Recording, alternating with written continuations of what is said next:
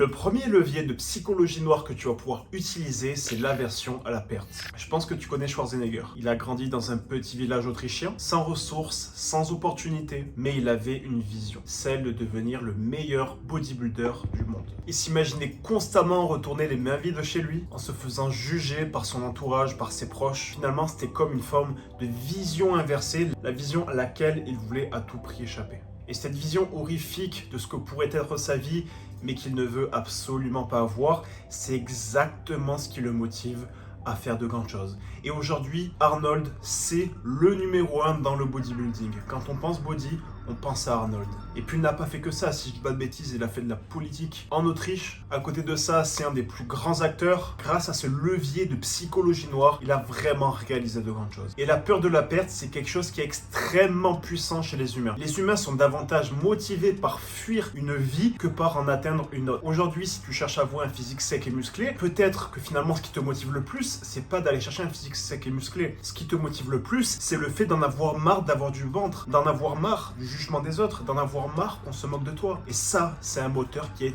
extrêmement puissant pour le changement. Le deuxième levier de psychologie noire, c'est la comparaison sociale. Je pense qu'on a tous déjà entendu parler de David Goggins. Alors qu'il était obèse et sans perspective d'avenir, David voit un jour à la télévision les Navy Seals. Et il y a un truc qui le frappe tout de suite, c'est la différence de discipline entre les Navy Seals et lui-même. Ça l'a tellement marqué, ça l'a tellement choqué qu'il décide de se remettre en question et de faire part d'une grande preuve de discipline dans tout ce qu'il fera à l'avenir. À partir de là, il a commencé à courir, à s'entraîner, à se façonner physiquement et à se façonner mentalement pour atteindre le niveau des Navy Seals. Et aujourd'hui, après cette comparaison sociale qu'il a eue avec les Navy Seals à la télé, c'est devenu littéralement une icône dans le monde de l'endurance et de la course à pied. Alors oui, je suis d'accord, la comparaison sociale, c'est pas ce qu'il y a de plus sain. Mais c'est pas pour rien que j'appelle ça un levier de psychologie noire pour rester motivé. Ce que tu peux faire, c'est toi-même te choisir un modèle. Peut-être que sur les réseaux, il y a quelqu'un que tu aimerais atteindre, quelqu'un à qui tu aimerais ressembler. Pense à cette personne à chaque fois que tu iras t'entraîner. Est-ce que tu penses que cette personne manque de discipline?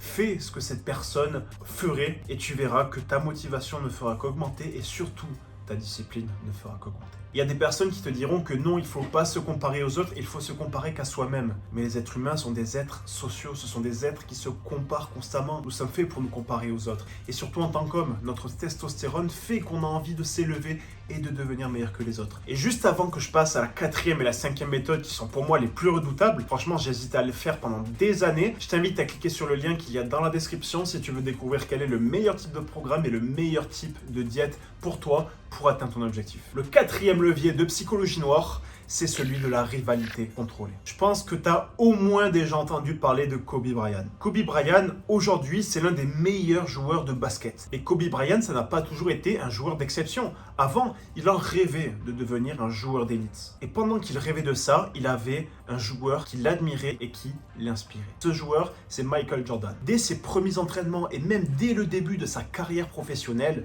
il a continué à être obsédé par le fait d'atteindre le niveau de Michael Jordan et même le dépasser. Il regardait chaque match de Jordan, analysait ses mouvements, analysait ses techniques, analysait sa façon de courir, de se placer sur le terrain. Et cette rivalité, bien qu'elle a été unilatérale, lui a permis de s'élever au rang de joueur professionnel de basket connu internationalement. Il y a d'ailleurs une citation que j'adore qu'il a sortie: « Si je veux être le meilleur, je dois constamment me battre contre ceux qui sont au sommet. » La rivalité, c'est un petit peu comme la comparaison sociale, mais en utilisant une seule personne.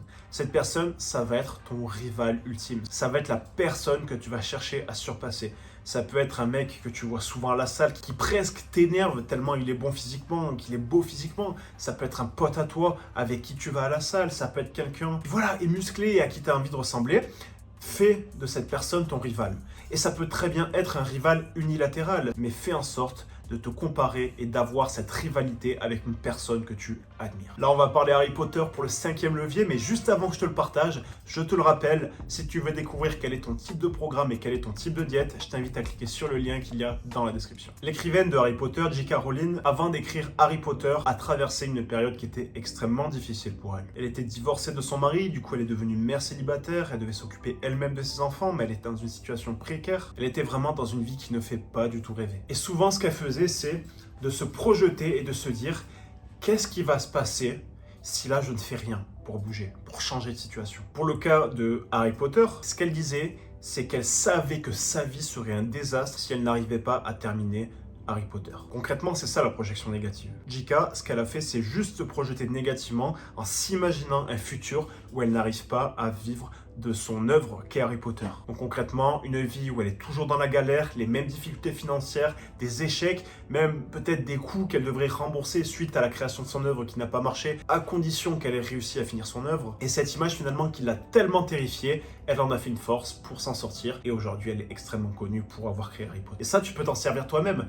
Qu'est-ce qui se passe si aujourd'hui tu restes dans ton corps de skin fat? Qu'est-ce qui se passe si aujourd'hui tu continues de rester gras, pas musclé? Qu'est-ce qui se passe finalement si tu acceptes que les gens continuent de se moquer de toi physiquement, que tu continues de ne pas plaire aux femmes? Et si tu as déjà une copine, qu'est-ce qui va se passer si tu continues d'être gros et de lui plaire de moins en moins semaine après semaine, mois après mois? Ça fait peur, c'est vraiment inconfortable. C'est justement le but de ce levier de psychologie noire. Si tu veux aller plus loin et découvrir quel est le type de programme et d'alimentation qui te correspond, je t'invite à cliquer sur le lien qu'il y a dans la description. Ce sont des appels de 45 minutes qu'on divise en 3 parties, 3 fois un quart d'heure. Le premier quart d'heure, on va s'intéresser à toi. On va vraiment comprendre qui tu es, quelles sont tes attentes, quels sont tes objectifs. En bref, vraiment te comprendre et te cerner. Le deuxième quart d'heure, on va s'en servir pour voir qu'est-ce que tu es en train de mettre en place actuellement.